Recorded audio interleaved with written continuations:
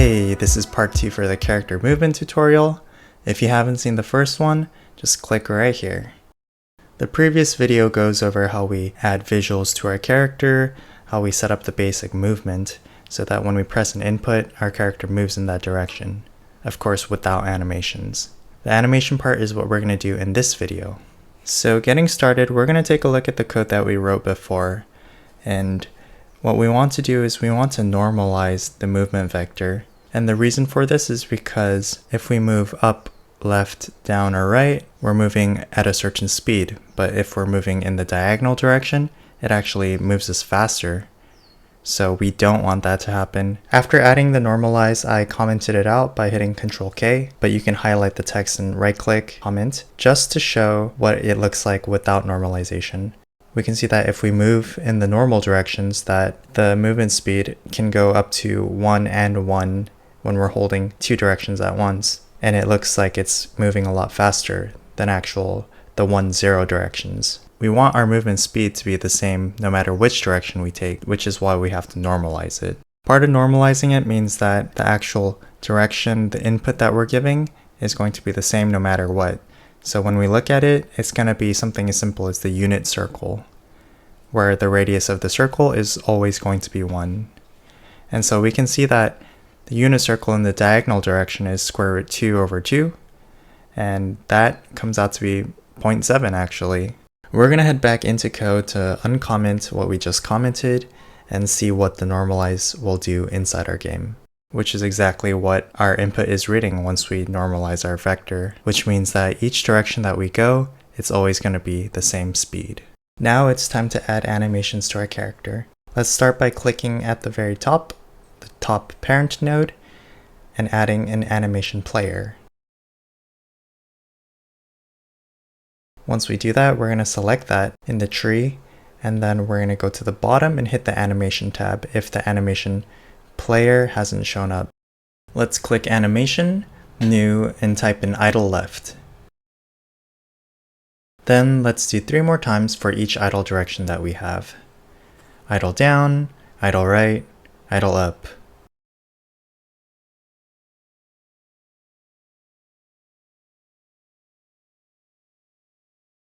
Okay, cool. So now when we click the idle up animation name, we can see all the animations we created inside our animation player. Now let's add some proper visuals to our character so that we can have something to use for our animations. I'm going to hit the reset icon next to our texture, which will reset it to empty. I have a sprite sheet that I drew, but feel free to use some other free character sprites on itch.io or whatever asset store you like, and just follow along using that. I'm going to drag and drop the full sprite sheet into the Sprite 2D texture area and switch to the 2D view to see what it looks like. And as expected, it's going to show all the sprites at once. I'm going to do some counting to see how many rows and columns I have in my sprite sheet. And it looks like I've got about 8 columns, 5 rows, which is going to translate to 8 H frames and 5 V frames. And we're going to use this information so that we can section off our sprite sheet properly. And if you've done this right, you should be able to cycle through the frame property now to cycle through each of the sprites in your sprite sheet. If you got it wrong, you're going to have to fix that again so that each frame is going to show just what you need. But with this being done, we can now associate our sprite frame to our idle animations. So let's head back to our animation tab by selecting our animation player in our scene tree and heading to the bottom and clicking animation if the tab doesn't open. When you're using the animation player and adding keyframes, you want the node that you're keyframing to show up in the inspector tab. The right way to do this is to open up your animation tab first, then select the node that you want to animate to expose any relevant properties. I'm going to start with the idle down animation, and the property that's important to me is our Sprite 2D's frame property. Before keyframing, let's make sure that everything is set up properly in our animation. I always want to enable snapping for the cursor to make sure that we're working in even increments. I also like to change the frame duration to 0.1, which is up to your personal preference. And finally, make sure that the keyframe cursor is set at the location you want to add the frame. the keyframe. For us, that's 0.0. Now let's go and hit that key plus icon next to the frame property and hit create. You don't have to worry about messing with the current settings right now regarding the reset or the Bezier curve. You're going to notice that the frame goes up by 1 when you add the keyframe. That's going to help me on my next animation for idle right, but it could be different if you have a different sprite sheet, so find the right frame for your animation. And again, make sure the timeline snapping is on, change the frame duration to be the same as the one you chose before, make sure that the timeline cursor is at 0.0 again, and then finally keyframe the frame. Now let's do this for all our idle directions.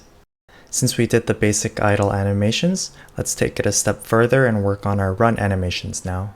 It's a similar concept, but it's going to be multiple frames tied together in a single animation. Let's add animations for each run direction, starting with run up. Then we're going to continue with run left and do it until we finish all 4 directions.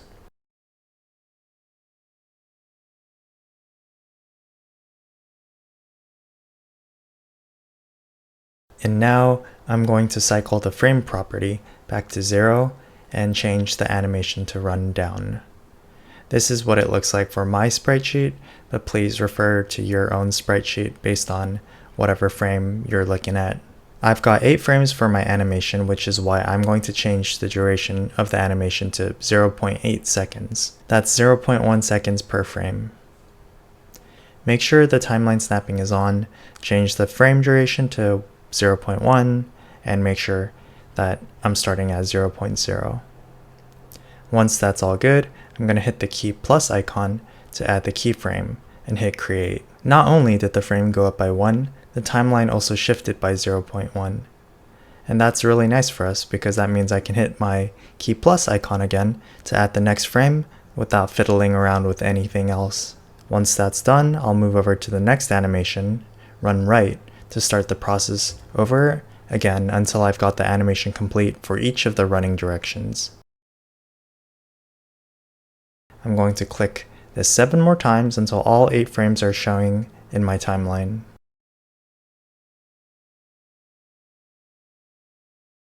Once we've finished, we can test our animation by hitting the play button in the animation tab. You're going to notice that the animation plays and then stops once it finishes. However, when we're running, we want our animation to play continuously until we let go of our input key. That means the animation looping should be turned on, which is this button right here. Hit that and press play to see what that looks like. Then zero out the animation just to return it back to a clean slate, and let's turn on animation looping for each of the run animations.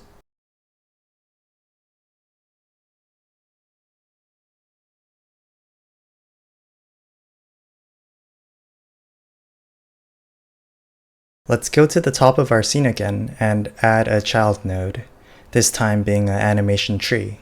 This is an important node for us to link these different animations to states such as the idle state or the run state.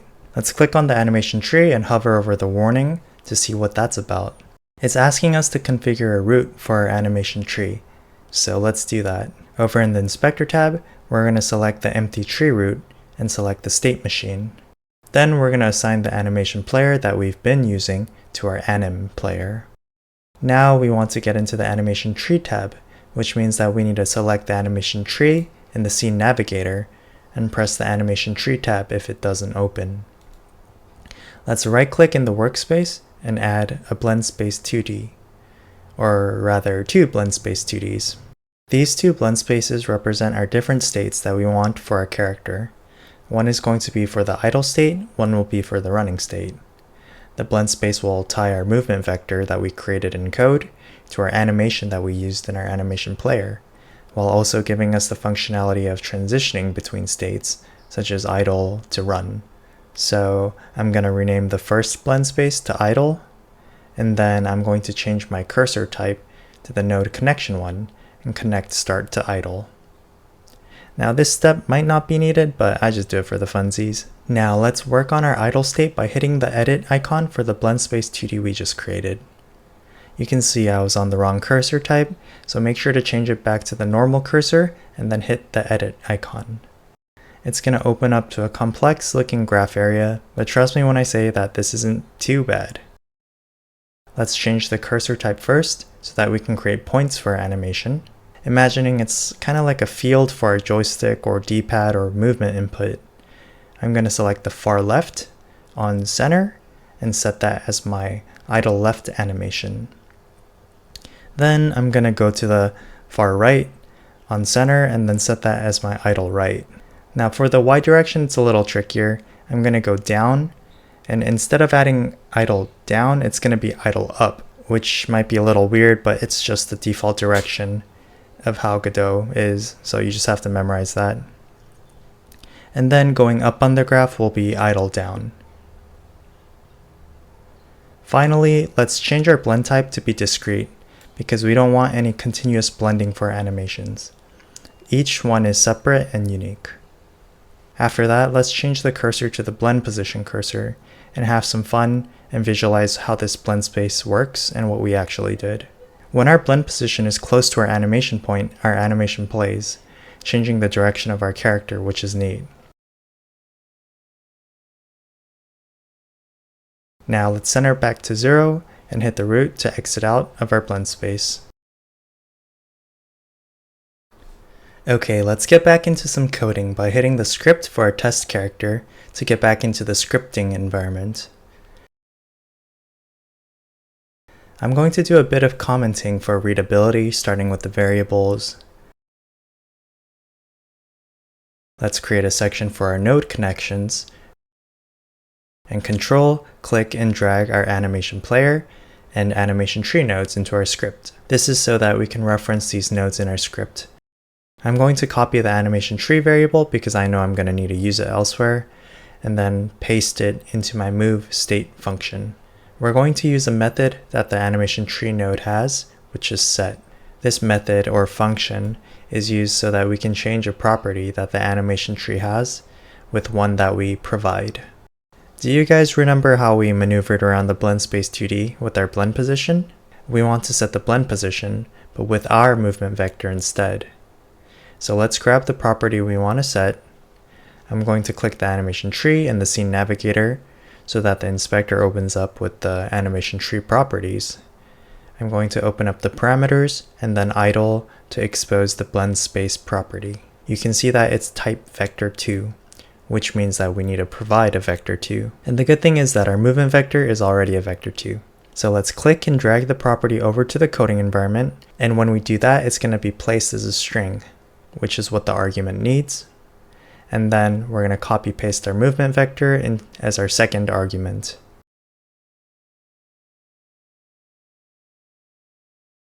Now let's run it to see what it looks like.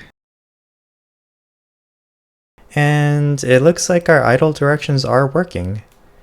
When we change our directions using our input, it updates the blend space position, which changes our idle animation. Pretty neat. However, there is this bug where whenever I release my movement key, my character defaults back to the left animation, which I need to fix. What's going on is that we only want the movement vector to influence our animation direction when we actually move in a certain direction. Currently, it's setting the animation tree even when we haven't pressed the movement direction, because after we let go, the movement vector changes. Let's move this into the code section where move vector doesn't equal 0, which means that this piece of code only works when we're actually pressing a movement key, because that's probably the only time we want our animation blend position to be updated.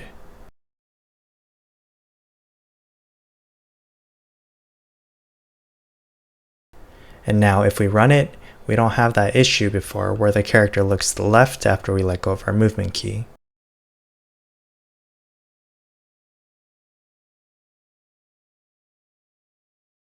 Now I'm going to head back into the animation tree tab by selecting the animation tree node and hitting the animation tree tab. After entering the idle state, I'm going to alter the values of the y-axis to 1.1 and negative 1.1. The reason is because I want to make sure that I don't bottom out in these directions. It didn't show up in our demo today, but if you press up and right at the same time, what animation do you want to show? Do you want to show the up animation or do you want to show the right animation? For me, I always want to show the right animation when I'm holding up and right. So that means if I move the up and down animation points to 1.1 and negative 1.1, our movement vector will never hit 1.1 and negative 1.1 because it only goes up to 1. And so it's going to default to the left and right directions because we're going to be holding two different keys at once, if that makes sense.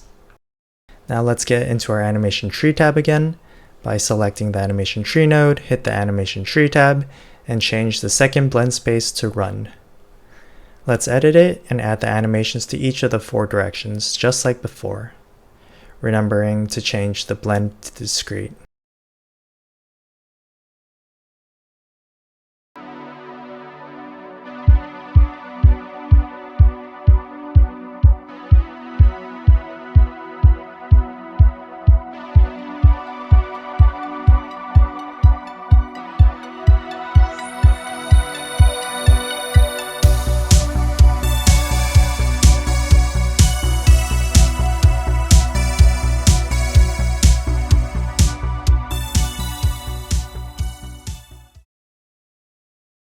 The next bit is a little tricky for me to explain by myself, so I'm going to lean on the official Godot documentation for this.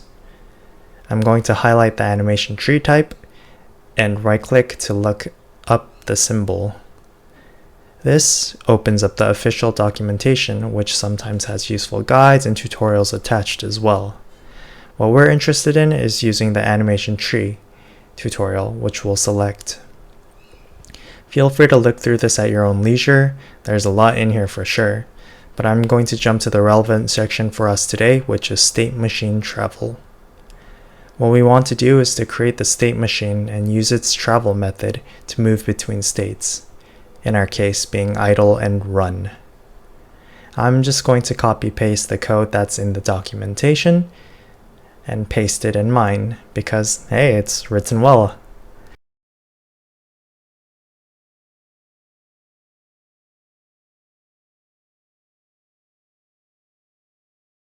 We're going to fix it up by adding the @onReady at the start of it to make sure it initializes properly, and then adding the type, which I don't know and need to refer to the documentation to refer to properly.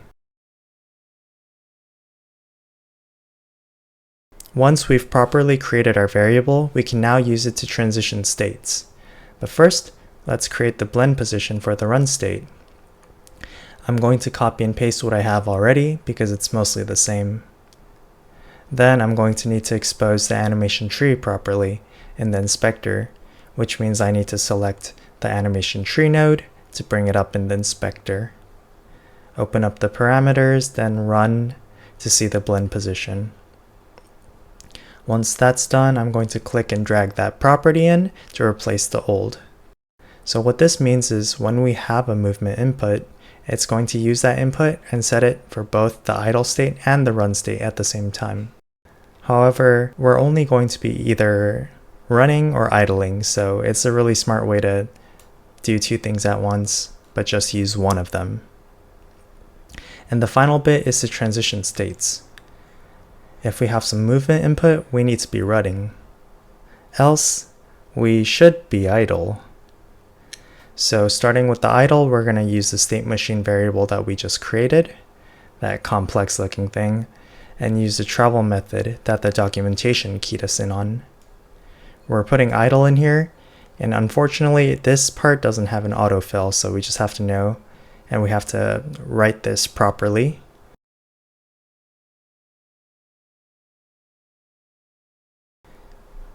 And then on the movement side, we're going to do the same, except we're going to change the state from idle to run. And that is the last of it. And we can finally hit test scene and admire our work.